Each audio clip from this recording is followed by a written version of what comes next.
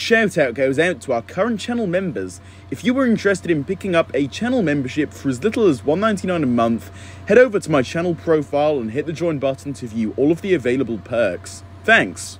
With quite a few new reveals for the Ninjago Core line coming this January, I've come to the conclusion that honestly, as a whole, the new core stuff is actually fantastic.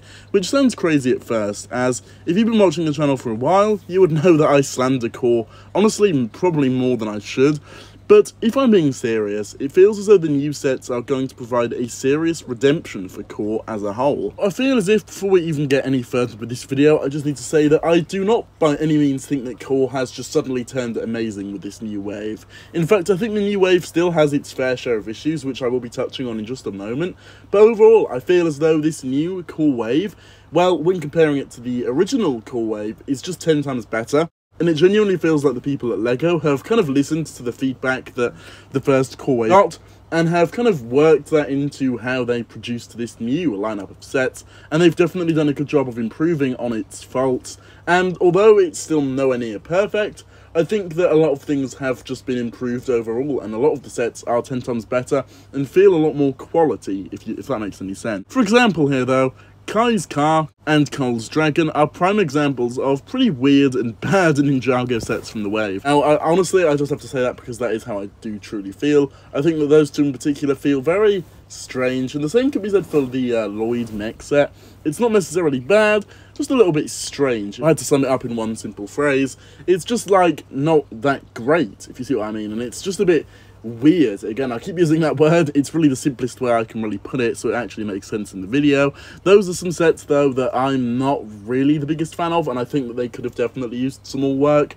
But then you have other sets, for example, like Zane's dragon creature and the J-Titan mech, that make up for the wave so much. And it's not even just those other sets as well, because there are lots of other sets aside from the J-Titan mech that are honestly quite cool. For example, you've got the Jet Evo, that's a pretty solid set, and although, yeah, you could make the argument that it is a little bit bland, personally, I still really love it a fair bit for what it is. Just looking at it on a base level, I would still say that it is a fairly cool looking set, and there are lots of others similar to that that are just like pretty decent, really, and that's all I can really say about them. The same goes for the Ninja Brick Box. It's a decent set, it's nothing amazing, but it's nothing bad either.